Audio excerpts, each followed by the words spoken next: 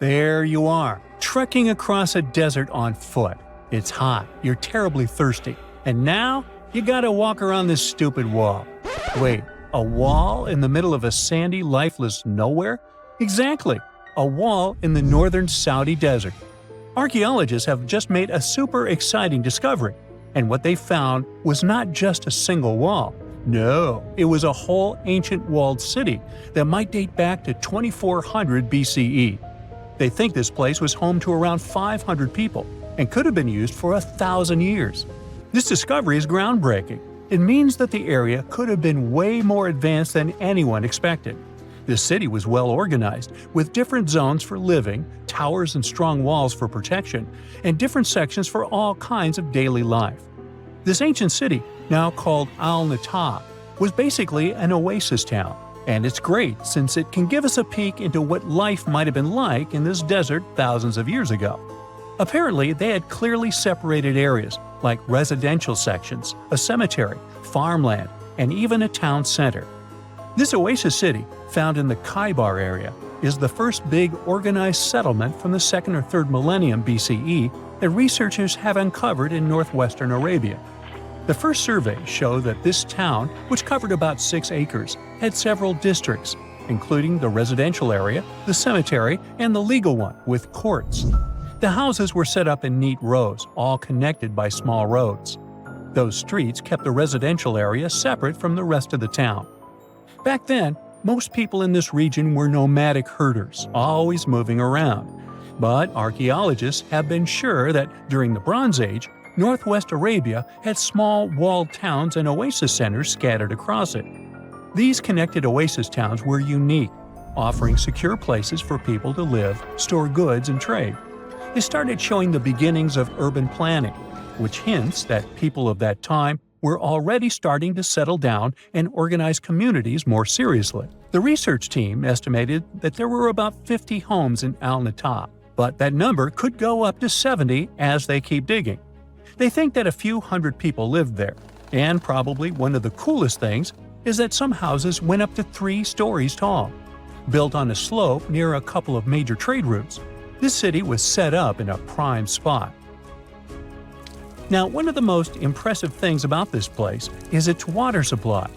The oasis had springs and aquifers, which are underground water sources, and such conditions were perfect for farming. Those water sources meant residents could grow their own food, making the town self-sufficient.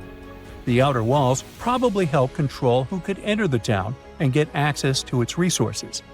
This settled way of life was an impressive shift from nomadic living to a more agro-pastoral lifestyle, which means a mix of farming and herding animals. Another find that supports this theory is a bunch of tools like grinding stones, mortars, and pestles discovered inside the town. People there must have ground grains and prepared food. They had a diet of cereals, meat, and milk from animals they raised themselves. These astonishing findings show that the inhabitants of the town could easily feed themselves and were surprisingly advanced for that time. Thanks to better access to Saudi Arabia in the past couple of decades, archaeologists now have a much clearer picture of what life there was like thousands of years ago. The most exciting thing is that Al-Natab might have been part of a whole network of similar fortified oasis towns spread across the region, and all of these connected sites could show us how trade routes and small settlements worked together at that time in that arid area. Now, at the same time, this recent discovery isn't the only one that has the scientific world buzzing with excitement. How about we visit Egypt and see for ourselves? After all, archaeologists have just found a stash of ancient Egyptian and Greek treasure underwater. They were exploring the lost city of Thonis Heraklion off the coast of Egypt, which sank more than 1,000 years ago. This city was legendary, and nobody even knew where it was until it was rediscovered in 2000. Now they're uncovering more and more, and on this dive, they found a pile of gold and silver treasures. Those were probably used in rituals to bless Egyptian pharaohs when they took the throne. The researchers even found an ancient Greek temple dedicated to Aphrodite and some super old Greek weapons. Frank Gaudio, the lead archaeologist, said it was astonishing that those delicate objects had survived the disaster that brought the city down. Back in its prime, Thonis Heraklion was one of the biggest port cities in the Mediterranean. It was a huge center of social life and was the main entry point for ships from Greece coming into Egypt. But tragically, due to rising waters, earthquakes, and a catastrophic tidal wave, the soil underneath the city literally turned into mush, and then the entire city sank into the Mediterranean. It was forgotten until Gaudio's team found it in 2000. Since then, they've been uncovering new parts of the city and piecing together its history little by little. If a lost underwater city doesn't seem impressive enough, we can travel to the Amazon. The discovery made there is truly mind-boggling. For centuries, people have talked about lost cities deep in the Amazon, like El Dorado, that mythical city of gold that lured Spanish explorers into the jungle. A lot of them never came back.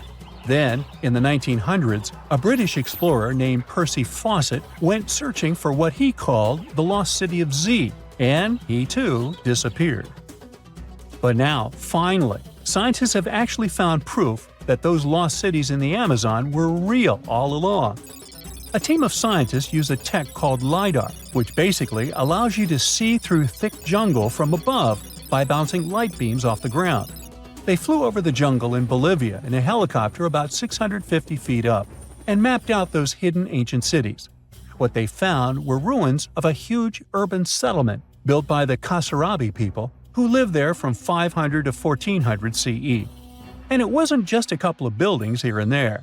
No, the LiDAR maps revealed massive urban centers, pyramids, platforms, roads, canals, and causeways, all carefully laid out.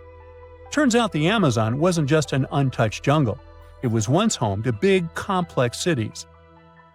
A scientist from the German Archaeological Institute explained that Europeans had long ignored the possibility of ancient Amazonian cities, but the LiDAR maps showed they were wrong. The new maps have revealed 26 sites, including 11 that no one even knew existed. Researchers have discovered two main city sites, Landivar and Kotoka. They had massive moat causeways stretching out like spokes on a wheel, linking the main cities with smaller surrounding settlements. Some of the canals even connected the cities to rivers and a big lake, which allowed water to flow through the area. Over the years, scientists found scattered ruins all over this region, but the thick jungle made it nearly impossible to connect the dots and see if or how they were related. With LiDAR, the whole layout came to life, showing that those sites were part of a much larger, organized urban system. It's now also clear that the sites had a greater meaning, since everything is lined up in a way that could be symbolic of the spiritual beliefs of the inhabitants. The Kasarabi culture isn't as famous as the Maya, but they had a thriving society in an area that faced huge challenges, like yearly flooding. And although the nearby Andes had their own monumental sites, the Kasarabi were doing something absolutely unique. They even had reservoirs to store water, which suggests they might have been dealing with occasional droughts, which is pretty unusual for the Amazon. Actually, those terrible droughts could be why the Kasarabi eventually left their cities around 1400 CE. Humans invest a lot of time and money exploring the unknown. First outer space, then the ocean floor. But there's another frontier we're trying to conquer. Scientists call it the deep frontier. I'm talking about how far down to the Earth's core we've made it so far. During the 60s, humans tried digging the deepest man-made hole on Earth. This took us deep into the Arctic Circle. What later became known as the super deep borehole is also the deepest artificial point on Earth, reaching the depth of 40,230 feet. It took 20 years to drill this far into the Earth's crust, and researchers say this is only about 1/3 of the way through to the mantle. Here's a quick anatomy of our planet. If the Earth is like an onion, the crust is like the thick skin of this onion. This part is only 25 miles thick. Beyond this is the 1,800-mile deep mantle. And after that, right at the center of the Earth is the core, which is made up of two layers, inner and outer. Now, can you guess where on the planet the crust is at its thinnest? On the ocean floor. When American scientists understood that, they started drilling holes on the seabed. This gave way to Project Mohole. It began in 1961, but their technology to drill deep holes on the ocean was really bad. They had to improvise. They installed a system of propellers along the sides of their drill ship to keep it steady over the hole. The main challenge was to drill as vertically as possible. Otherwise, that deep hole would look more like a deep maze. Both the Kola Super Deep Borehole project and the Project Mohole came to an official stop in the years that followed. But hey, humans have built some pretty deep stuff underground. In 1963, a Turkish man took a swing with his sledgehammer to improve his basement and discovered a tunnel. That tunnel entrance led to more openings that connected a multitude of halls and chambers. He didn't know it, but he had discovered Derinkuyu. This once lost city was up to 18 stories tall and 200 feet deep. The city was large enough to host 20,000 people, and it was simply standing beneath Cappadocia in Turkey the whole time. Cappadocia hosts hundreds of subterranean dwellings. 40 of these underground cities are at least 2 stories high, but none of them are as huge as Derinkuyu. There's not a lot of historical accounts of how Derinkuyu was born. Some speculate that the oldest part of the complex was dug about 2000 BCE by the Hittites. The Hittites were an Indo-European civilization who formed one of the first major civilizations of the Bronze Age in West Asia. Scholars think they built this underground city to protect themselves from invasion. Others think it was actually the Christians who built the city in the 1st century CE. They speculate that it could have been constructed to protect people from the intense temperature variations, extreme heat in summer and freezing cold in winter. Geographically, the terrain under Cappadocia is great for building. The rocks are soft, which makes tunneling easier. For that same reason, opening large caves underground is fragile. That's why most chambers have pillars that support them. On the bright side, and we are, none of the floors at Derinkuyu have ever collapsed. The builders of Derinkuyu thought of everything. The city was shut off from the world by huge rocks that hid its entrance. It was ventilated by a total of more than 15,000 shafts, around 10 centimeters wide. This way, they guaranteed enough breathing air in the upper levels in a way that they ended up being used as the living and sleeping quarters. The lower levels of this impressive maze were mainly used for storage. But honestly, they had it all. A room for a wine press, for domestic animals, small religious buildings. They certainly didn't spare any efforts to make that underground city as complete as an above-ground one.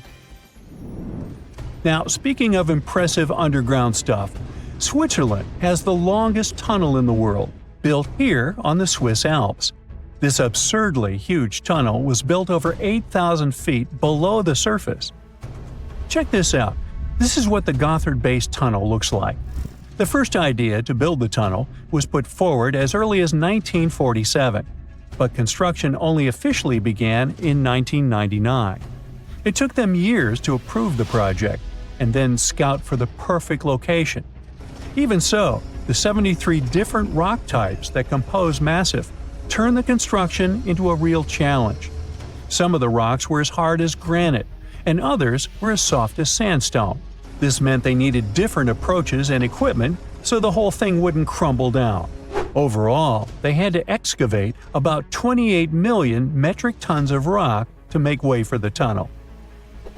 There were many other challenges to build that far into the earth. The deeper into the mountain they got, the hotter the temperatures were. Since there's no natural ventilation, temperatures would get as high as 115 degrees Fahrenheit, making it really hard for workers to endure. The tunnel stretches for 35 miles from one end to the other. During the construction, workers had to use 4 massive tunnel boring machines, aka moles, to penetrate through the massif. Each of these moles was around 1,400 feet long. But that was one of the best things they could do, since these machines limit the disturbance to the surrounding ground and help to produce a smooth tunnel wall. You'd never guess that the world's deepest basement belongs to the Sydney Opera House in Australia. The building goes as deep underground as it grows above ground. But this basement isn't just the Opera House's foundation, it's a parking lot. This unique parking garage penetrates 120 feet underground, or 12 stories deep, while most car parks are only 4 or 5 stories deep. But that's not all that makes it unique. You see, if they decided to build a normal rectangular parking space, this would end up eliminating a bunch of possible parking spaces. And since they wanted to maximize the space they had available, they had to come up with some superb structure. First, they opened up a man-made cavern to make that dream possible. Then they had to come up with a design. That's what led to the donut-shaped cavern, or what engineers call a double helix. This design shocked the engineering community for its innovative approach. But hey, it worked! Today, there is space for over 1,000 cars down there, which seems about right for an opera house. Let's wow once again real quick. Some underground structures may take up to an hour to reach. Take this gold mine in South Africa that lies around 2.5 miles below the surface. Yeah, you may think, hey, it's just a couple of miles, why does it take an hour to get there? But the conditions are hard and it's not for the weak. But Milan Ladina, an Ecuadorian runner, even completed a half marathon there, despite temperatures reaching 104 degrees Fahrenheit, high humidity at 80%, and an atmospheric pressure of 1.4, comparable to what divers experience 5 meters under the sea. Yikes! Strange and amazing items are discovered often, but figuring out what our ancestors were up to is pretty tough. Especially when all you have are just some rusty cups and cave drawings. It's no surprise that even the experts in lab coats sometimes make mistakes. But it's not just about dusty plates and huge stones. Sometimes there's even humans with large heads. So grab your digging tools and let's travel back to ancient times to explore incredible societies that even scientists can't fully explain. Sardinia may look idyllic now, but I'm not gonna lie, I wouldn't fancy visiting it 3,000 years ago. Rumor has it, terrible giants roamed around this island back then. People even talk about finding human skeletons over 13 feet tall there, although nobody's ever shown anything to prove it. But the stories will make you wonder because some weird stuff has definitely happened. In 1974, over 5,000 pieces of broken stone artifacts were found in a part of the island called Monte Prama, but instead of being displayed in a museum, they were locked up in an underground vault for about 30 years. Sounds a bit suspicious, doesn't it? When they were finally displaced in 2005, scientists put the pieces together to find statues of 38 giant men standing 8 feet tall. Not quite as tall as the legendary skeletons, but still pretty huge. It's thought these statues were made by the Nuragic people, who lived on the island a long time ago. Besides giant statues, they also built over 8,000 massive stone buildings. Perhaps Nuragic weren't giants themselves, but they definitely liked their things big. I do too. I like a big number of likes on our videos, that would be pretty great. Thank you if you liked this and subscribed. Now back to the video.